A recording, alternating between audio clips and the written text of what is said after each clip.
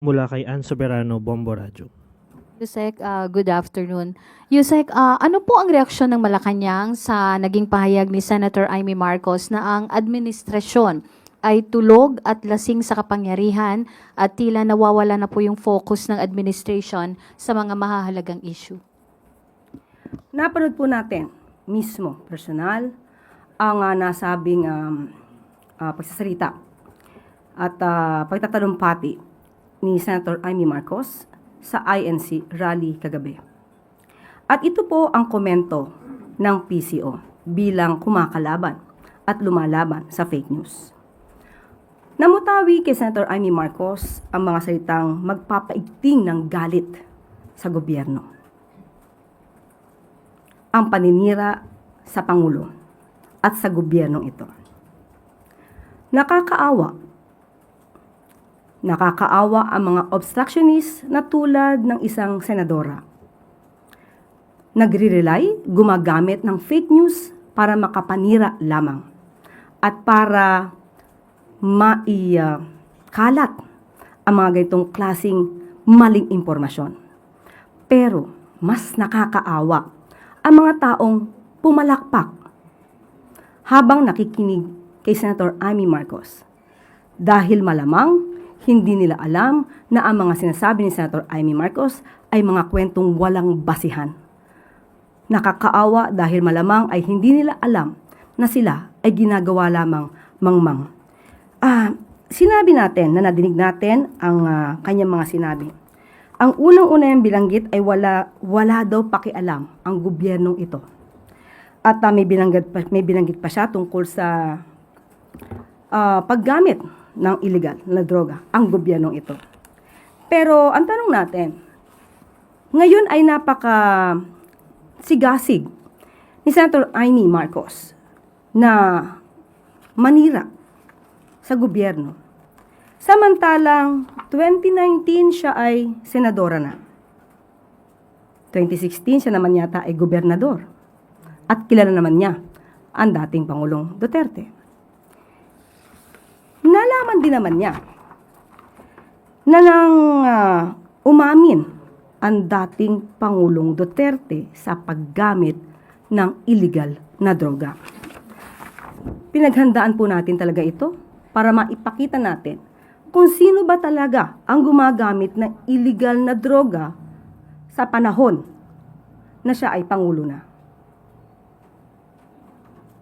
Pero sa mga pag-amin na ito ni dating Pangulong Duterte, tumahimik siya at wala siyang anumang pintas. Maliban pa dyan, bakit natin sinasabi na walang basihan ang kanyang mga sinasabi?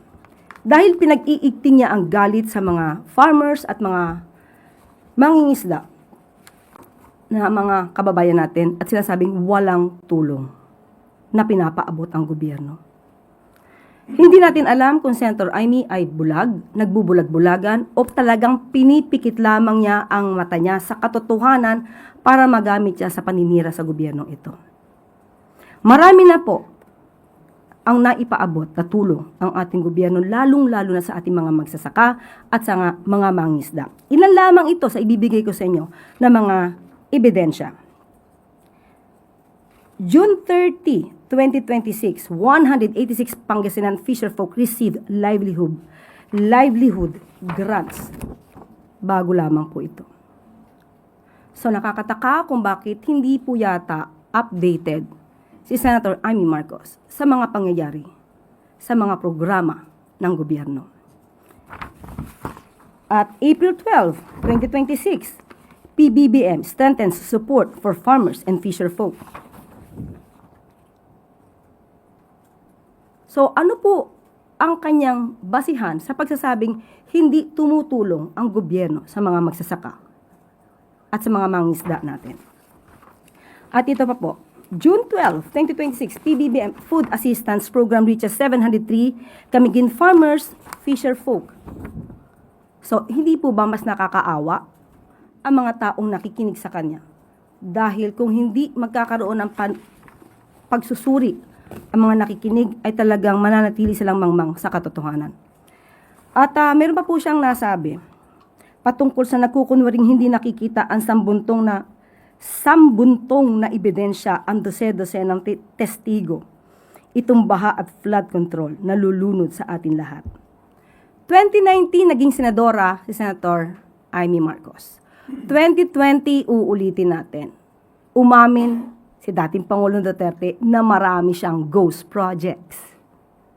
2018, nagsabi si Congressman Andaya na maraming flood control projects na hindi maayos. Nasaan siya? Nagpa-imbestiga ba siya? So, ang nakalamang, bakit nung panahon kaya ni dating Pangulong Duterte, siya ay nanahimik? At ngayon lamang siya nag-iingay habang ang kanyang kapatid, si Pangulong Marcos Jr., ay masigasig na mapanagot ang dapat na mapanagot. Ma'am, follow up. May batayan ba o naniniwala po ba kayo na ito ay may bahid ng politika? Obviously, halatang halata. Alam naman natin kung sino ang kanyang ipinagtatanggol at sino ba ang nais niyang hindi na sana mailagay sa isang paglilitis. Follow-up question po, Ivy Reyes, Billionaire. Hi, Yusek. Good afternoon. Yusek, you said so yourself that the senator's speech has grave impact against the government at NBI po yung in charge sa pag-hold accountable ng mga nagpapakalat ng fake news. But does Malacanang think it's high time for Senator Marcos to be held accountable for spreading disinformation? Hindi lang ito pagkakalat ng fake news, paghahasik nga ng puot sa ating mga kababayan. At ano ba ang nais nilang mangyari? Noon pa naman niya nais umalis sa posisyon ang Pangulo. For what? Para iluklok ang kanyang kaibigan, ang Vice Presidente. Hindi lang ito simpleng paninira. Hindi ito simpleng pagbibigay at pagkakalat ng fake news. Paghahasik ito ng puot.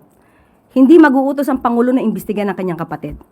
Nasa authority yan. Nasa authority na yan kung kinakailangang imbestigahan si Senator Amy Marcos. Hindi po tayo mag-uutos. Obligasyon po nila mag-imbestiga. At may reaction po ba ang Pangulo? Narinig po ba niya yung sinabi ng kapatid niya? Hindi ko pa nakausap ang Pangulo patungkol dyan, but definitely alam niya to dahil updated naman ang Pangulo sa mga nangyayari sa kapaligiran. Kaya nga ang aking sinabi, ito ang komento ng PCO bilang lumalaban sa fake news.